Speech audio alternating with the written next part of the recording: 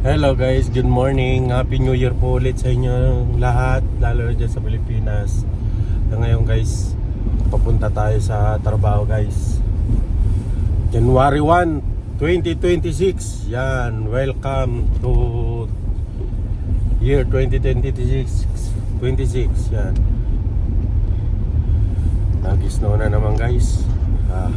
Hindi natin ito ang mahirap sa dito sa Canada pag nag-winter.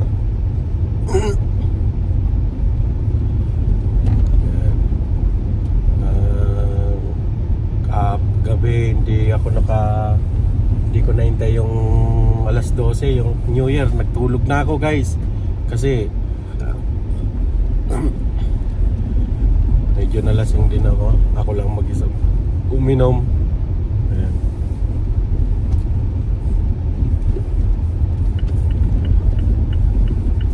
Walang sasakyan guys.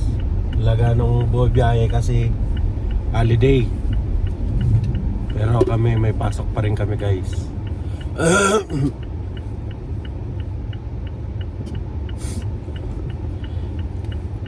Hindi natin alam guys kung kailan pa talaga hihinto ang snow.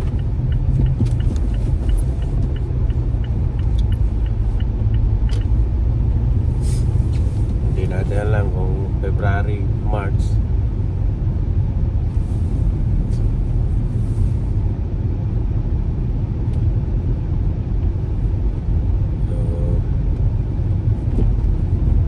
So, 2 days din guys na hindi nag-snow. Tapos ngayon bumalik na naman, snow na naman tayo. Yan.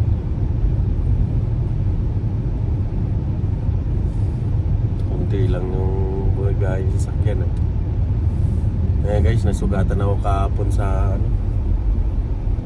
habang nagluluto kami ng hinahanda namin sa sa bagong taon. Puno na yung basurahan. Bigla kong dinihinan yung basura kasi puno na. May siksik ba? Hindi ko alam na meron nandun pala yung lata guys, yung pinagbuksan ng lata na yung sa Del Monte yung pineapple juice. Pagdiin ko ramdam ko talaga baon yung lata sa daliri ko. Dahil dugo na ito guys.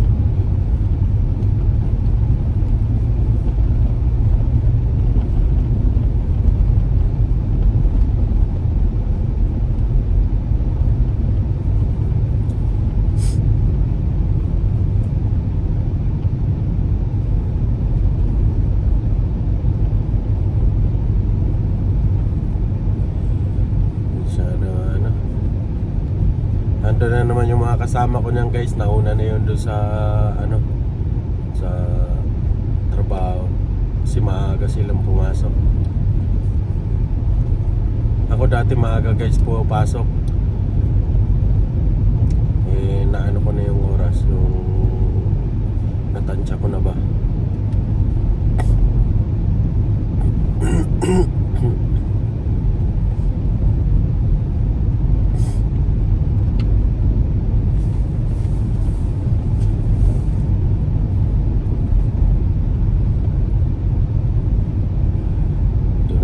Gagawa sa kabilang shop. Akutin namin yung gawa namin doon sa kabilang shop kasi yung snow medyo nalakas pasok doon sa guns.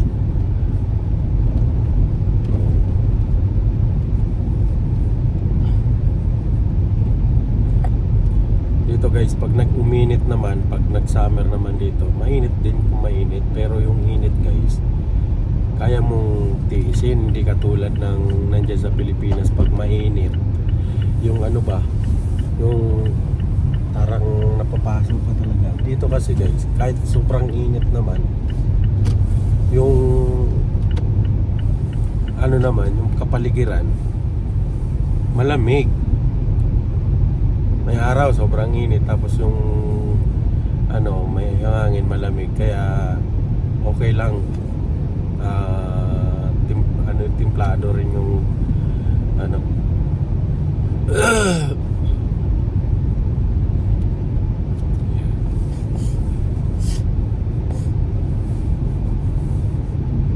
Hindi na ako nakakapag-vlog guys, ngayon na lang ako nakapag-vlog. Pag naiwan yung sawa ko ngayon doon tsaka yung anak ko, siguro mamayang gabi may pasok siguro yung asawa ko. Ako tulog pa sila, umalis ako. Gumising ako ng ano guys, gumising ako ng alas 6. Tapos bumalik ako sa higaan, sabi ko lamig. May gising na naman ako alas 7. Hindi pa rin ako bumangon, sabi ko 7:30 na ako babangon. Ayun, pag 7:30 bumangon na ako guys. Tapos bihis na ako diretso. Papakita ko sa inyo mamaya guys yung harapan pag nandun na tayo sa highway. Yung dito sa loob lang guys, okay lang bumiyahe rito eh. Pero dun sa highway nakakatakot. Kasi pag nadulas talaga yung sasakyan mo, dire-diretso ka dun sa baba, sa ano ba, parang kanal-kanal nila na malaki. Dire-diretso ka dun.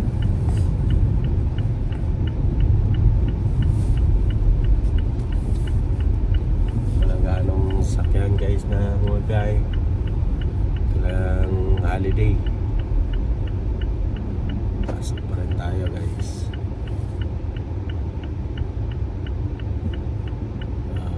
Dami-dami yata ang gagawin yun. 400 guys. Ayan guys, update ko kayo maya. Ayan guys, hindi masyadong kita yung harapan kasi yung isnong tumatama sa salamin sa windshield ko ay natutunaw kaagad. Yan.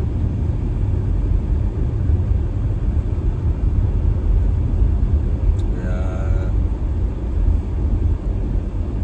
parang may tubig sa harapan. Yung isno yan guys kasi siyempre naka-heater ako. Tapos tumatama sa windshield, natutunaw kaagad, mainit yung salamin dahil binuksan ko yung heater. Ayan, ganyan kalabo yung harapan. Ayan guys, hindi makita oh. Bilis ng truck, laki ng truck. GMC. Madulas ang kalsada guys. Kaya kailangan daan-daan tayo guys. Hindi ko makita yung daanan oh. Ayan, inanoan pa tayo. Grabe naman tong truck na to. Binilisan pa yung patakbo, hindi ko na tuloy makita yung daanan no. Grabe naman to. Bilis pa ng isa. Hindi ko na makita yung daanan. Oh my god. Matama na pala ako sa ano, sa limit, sa gilid, limit ng ano. Mamaya dumiretso ako sa baba. Tapos naman. Malinis yung kabila. Pero hindi ako pupunta sa kabilang lane guys kasi kakaliwa ako. No? Sa gilid na pala ako ng bangin. No? Tinatatamaan ko na yung ano, yung kalsadang may ano, pampagising sa mga inaantok.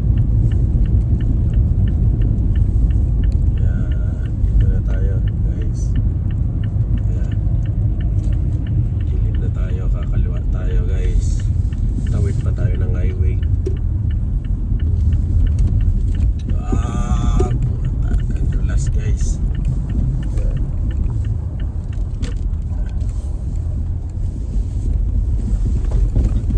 Sarado yung ano. Sa labas na lang ako magpa-park guys.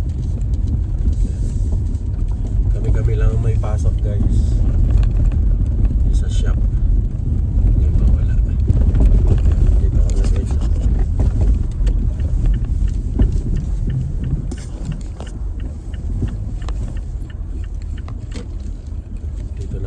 lang sa gilid. Ayoko nang ipasok yung sasakyan. Lakad na lang ako guys.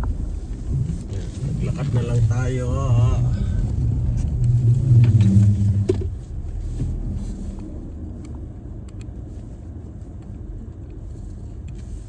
Yan. Dito na tayo guys sa trabaho ko.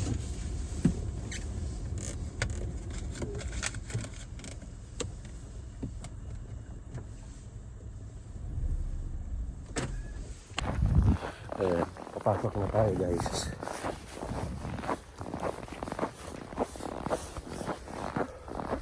Nandito na si Jorem. Nandito na si Ronald. Nandito na si Jojo. Ako na lang yata guys ang wala. Ayan. Ito na ako sa trabaho guys. Walang katao-tao kasi kami lang. Ayun guys. Dito na lang ang aking vlog guys. Sana masuportahan nyo ang aking vlog. Maraming salamat and God bless po sa inyong lahat. Happy New Year po. Bye bye.